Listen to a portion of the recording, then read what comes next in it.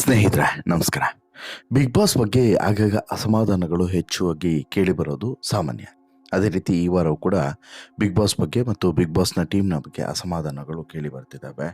ಒಂದಷ್ಟು ಅಪಸ್ವರಗಳು ಕೂಡ ಕೇಳಿ ಬರ್ತಿದ್ದಾವೆ.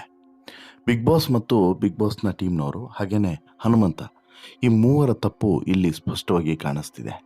ಕಾರಣ ಏನು ಅಂತ ಹೇಳಿದ್ರೆ, ಒಬ್ಬ ವ್ಯಕ್ತಿ ಮೋಸ ಮಾಡಿ ಒಂದು ಆಟವನ್ನು ಗೆದ್ದ ಅನ್ನೋದು ಮೇಲ್ನೋಟಕ್ಕೆ ಕ್ಲೀನಾಗಿ ಕಾಣಿಸ್ತಾ ಇದ್ರೂ ಕೂಡ ಅದನ್ನು ನುಡಿಯೂ ಕೂಡ ನೋಡದಂತೆ ಇದ್ದಿದ್ದು ಯಾಕೆ ಅನ್ನೋದು ಮೊದಲ ಪ್ರಶ್ನೆ.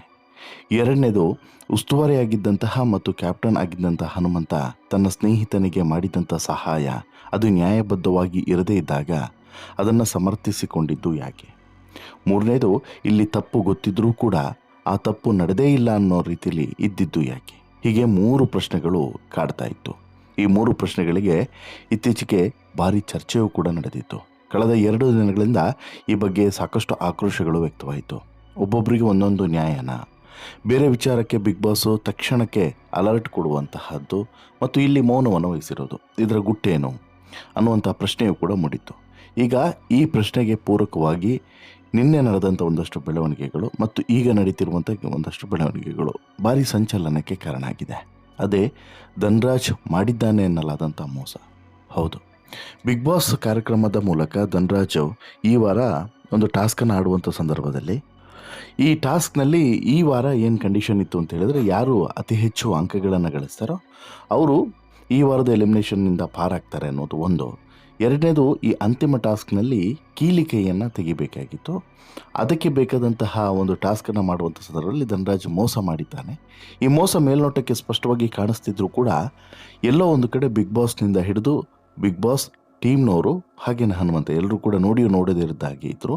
ಇದು ಅನ್ಯಾಯ ಅನ್ನೋ ರೀತಿಯಲ್ಲಿ ಎಲ್ಲ ಕಡೆಯೂ ಕೂಡ ಆಕ್ರೋಶ ಕೇಳಿ ಬಂದಿತ್ತು. ಇದಕ್ಕೆ ಪೂರಕವಾಗಿ ಈಗ ಒಂದಷ್ಟು ಬೆಳವಣಿಗೆಗಳು ನಡೆದಿದ್ದಾವೆ. ಏನೇನಾಗಿದ್ದಾವೆ ನೋಡ್ತಾ ಹೋಗೋಣ. ಜೊತೆಗೆ ಬಿಗ್ ಬಾಸ್ ಕುರಿತಾಗಿ ಒಂದಷ್ಟು ಅನುಮಾನಗಳು, ಆಕ್ರೋಶಗಳು ವ್ಯಕ್ತವಾಗ್ತಿರೋದು ಯಾಕೆ ಅನ್ನೋದನ್ನು ಕೂಡ ನಿಮ್ಮ ಮುಂದೆ ಇಡ್ತಾ ಹೋಗ್ತೇನೆ. ಅದಕ್ಕಿಂತ ಮುಂಚೆ ನೀವು ಇನ್ನೂ ಕೂಡ ನಮ್ಮ ಚಾನಲನ್ನು ಸಬ್ಸ್ಕ್ರೈಬ್ ಮಾಡಿಲ್ಲ ಅಂದರೆ ದಯವಿಟ್ಟು ಕೂಡಲೇ ಸಬ್ಸ್ಕ್ರೈಬ್ ಮಾಡಿ ಸ್ನೇಹಿತರೆ.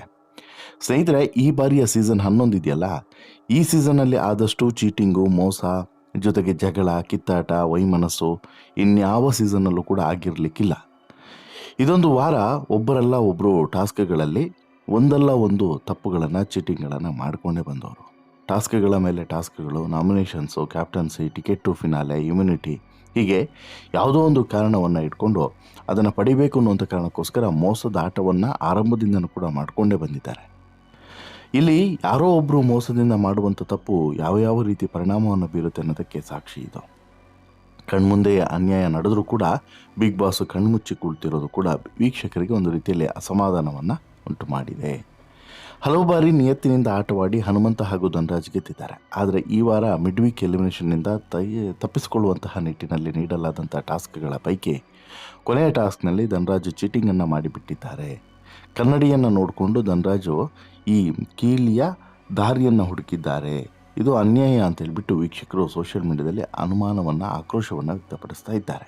ಹಾಗೆ ನೋಡಿದ್ರೆ ಹನುಮಂತನ ಜೊತೆ ಕೂತು ಧನ್ರಾಜು ಸರಿ ತಪ್ಪುಗಳ ಲೆಕ್ಕ ಹಾಕ್ತಿದ್ದವರು, ಯಾವುದು ಸರಿ ಯಾವುದು ತಪ್ಪು ಅಂತೇಳಿ ಆತ್ಮಾವಲೋಕನವನ್ನು ಮಾಡಿಕೊಳ್ತಿದ್ದಂಥ ಧನ್ರಾಜ್ ಈ ಟಾಸ್ಕ್ನಲ್ಲಿ ಚೀಟಿಂಗ್ ಮಾಡಿರೋದು ಎಷ್ಟು ಸರಿ, ಜೊತೆಗೆ ಚೀಟಿಂಗ್ ಮಾಡಿದರೂ ಕೂಡ ಅದನ್ನು ಒಪ್ಪಿಕೊಳ್ಳದೇ ಇರುವಂಥದ್ದು, ಜೊತೆಗೆ ಅದರ ಬಗ್ಗೆ ಮಾತನಾಡದೇ ಇರುವಂಥದ್ದು ಎಷ್ಟು ಸರಿ ಎನ್ನುವಂಥದ್ದು ಈಗಿರುವಂಥ ಪ್ರಶ್ನೆ.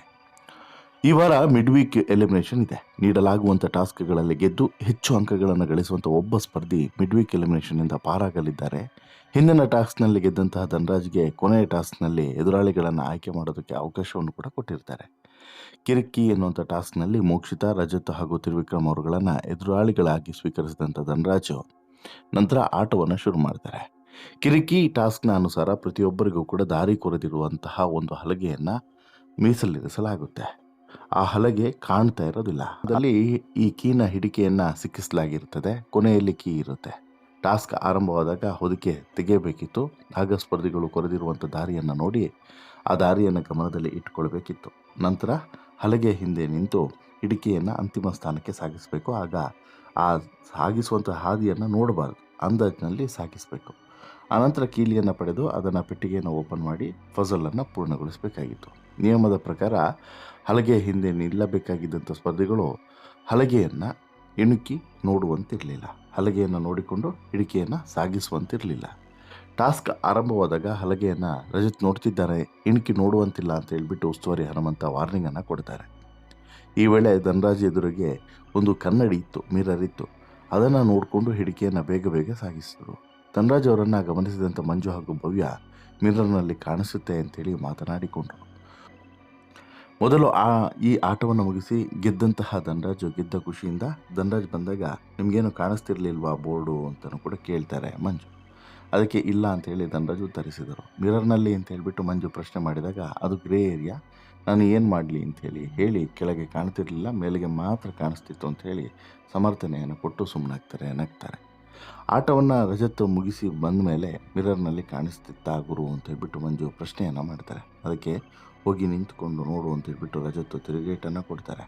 ಆಗ ಇವನು ಕಾಣಿಸ್ತಿತ್ತು ಅಂಥೇಳಿ ಅಂದ ಅಂಥೇಳಿ ಧನರಾಜ್ ಬಗ್ಗೆ ಮಂಜು ಹೇಳ್ತಾರೆ. ಇಲ್ಲಿ ದಾರಿಯನ್ನು ನೆಟ್ಬಿಟ್ಕೊಂಡು ಹಲಗೆಯನ್ನು ಕಾಣದಂತೆ ಆಡೋದು ಟಾಸ್ಕ್ನ ಉದ್ದೇಶ ಮತ್ತು ನಿಯಮ. ಆದರೆ ಮಿರರ್ ನೋಡಿಕೊಂಡು ಧನರಾಜ್ ಆಟವನ್ನು ಪೂರ್ಣಗೊಳಿಸಿರೋದು ನ್ಯಾಯ ಅಲ್ಲ ಅನ್ನೋದು ವೀಕ್ಷಕರ ವಾದ. ಹೀಗಾಗಿ ವೀಕ್ಷಕರು ತಮ್ಮ ಆಕ್ರೋಶವನ್ನು ಹೊರಗಡೆ ಚೆಲ್ತಾ ಇದ್ದಾರೆ. ಇಲ್ಲಿ ನಿಜವಾಗ್ಲೂ ಕೂಡ ಗೆಲ್ಲಬೇಕಾಗಿದ್ದು ತ್ರಿವಿಕ್ರಮ್, ಬಟ್ ಧನರಾಜ್ ಮೋಸ ಮಾಡಿದ ಅನ್ನೋದು ಇಲ್ಲಿ ಕೆಲವರ ಅಭಿಪ್ರಾಯ.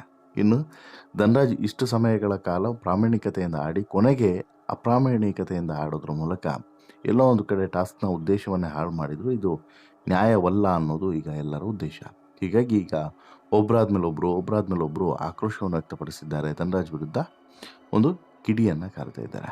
ಇಲ್ಲಿ ಸೆಮಿಫೈನಲ್ ಹಂತದಲ್ಲಿ ಮಿಡ್ ವೀಕ್ ಎಲಿಮಿನೇಷನಿಂದ ತಪ್ಪಿಸ್ಕೊಳ್ಬೇಕು ಅನ್ನೋಂಥ ಕಾರಣಕ್ಕೋಸ್ಕರ ಇಲ್ಲಿ ಧನರಾಜ್ ದೊಡ್ಡ ತಪ್ಪನ್ನೇ ಮಾಡಿದ್ದಾರೆ. ಇಲ್ಲಿ ಏನು ಅವರ ಮೂಲ ನಿಯಮ ಇತ್ತು, ಬಿಗ್ ಬಾಸ್ ಮೂಲ ನಿಯಮ, ಅದನ್ನೇ ಹಾಳು ಮಾಡಿದ್ದಾರೆ ಅನ್ನೋದು ಇಲ್ಲಿ ಇವರ ವಾದ. ಒಂದು ಟಾಸ್ಕ್ನಲ್ಲಿ ಎಲ್ಲರೂ ಕೂಡ ರೂಲ್ಸ್ ಮರೆತಿದ್ದಾಗ ಬಿಗ್ ಬಾಸ್ ಮಧ್ಯಪ್ರವೇಶವನ್ನು ಮಾಡಿ ಇಲ್ಲಿ ಗಮನಿಸಬೇಕಾದಂಥ ಮತ್ತೊಂದು ವಿಚಾರ ಇದೆ. ಸರಿ, ಈಗ ಉಸ್ತುವಾರಿ ಹನುಮಂತಂಗೆ ಗೊತ್ತಾಗಲಿಲ್ಲ ಅಂತಲೇ ಹೇಳ್ಕೊಳ್ಳೋಣ. ಅಷ್ಟು ಬ್ರಿಲಿಯಂಟ್ ಎಲ್ಲ ಗೊತ್ತಾಗಲಿಲ್ಲ. ಬಟ್ ಬಿಗ್ ಬಾಸಿಗೆ ಗೊತ್ತಾಗುತ್ತಲ್ವ ಏನಾಗ್ತಿದೆ ಏನು ಅನ್ನೋದು. ಬಿಗ್ ಬಾಸ್ ಇಮಿಡಿಯೇಟ್ಲಿ ಅಲ್ಲಿ ಮಧ್ಯಪ್ರವೇಶವನ್ನು ಮಾಡ್ಬೋದಾಗಿತ್ತಲ್ವ. 2 ದಿನ ಬಿಟ್ಟು ನಂತರ ಅನೌನ್ಸ್ ಮಾಡೋದು ಅಥವಾ ನಂತರ ಹೇಳುವಂಥ ಅವಶ್ಯಕತೆ ಏನಿತ್ತು ಅನ್ನೋದು ಮೊದಲ ಪ್ರಶ್ನೆ. ಈಗ ಆ ತಕ್ಷಣಕ್ಕೆ ಹೇಳಿದ್ರೂ ಕೂಡ ಸಾರ್ಟ್ ಔಟ್ ಮಾಡ್ಬೋದಾಗಿತ್ತು, ದೊಡ್ಡ ವಿಚಾರ ಅಲ್ಲ.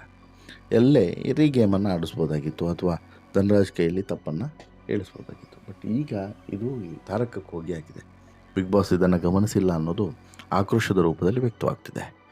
ಯಾವಾಗ ಬೇರೆ ಎಲ್ಲ ಸಂದರ್ಭದಲ್ಲಿ ಈ ರೀತಿ ರೂಲ್ಸ್ ಬ್ರೇಕ್ ಮಾಡಿದಾಗ ರೀಗೇಮನ್ನು ಆಡಿಸುವಂಥ ಬಿಗ್ ಬಾಸು ಇಲ್ಲಿ ಯಾಕೆ ಏನೂ ಕೂಡ ಮಾತನಾಡಲಿಲ್ಲ?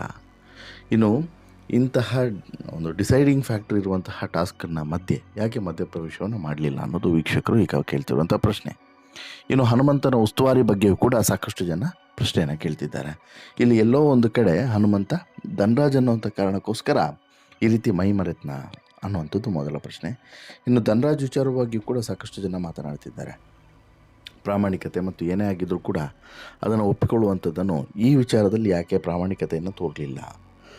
ಅಂದರೆ ಇಲ್ಲಿ ಬಿಗ್ ಬಾಸ್ನ ಫಿನಾಲೆ ಟಿಕೆಟು ಮಿಸ್ ಆಗುತ್ತೆ ಅನ್ನೋಂಥ ಭಯದಿಂದ ಹೇಳಿಲ್ವೋ ಅಥವಾ ಆ ರೀತಿ ಏನಾದರೂ ತಪ್ಪು ಮಾಡಿನೋ ಎನ್ನುವಂಥ ಪ್ರಶ್ನೆಯೂ ಕೂಡ ಇದೆ.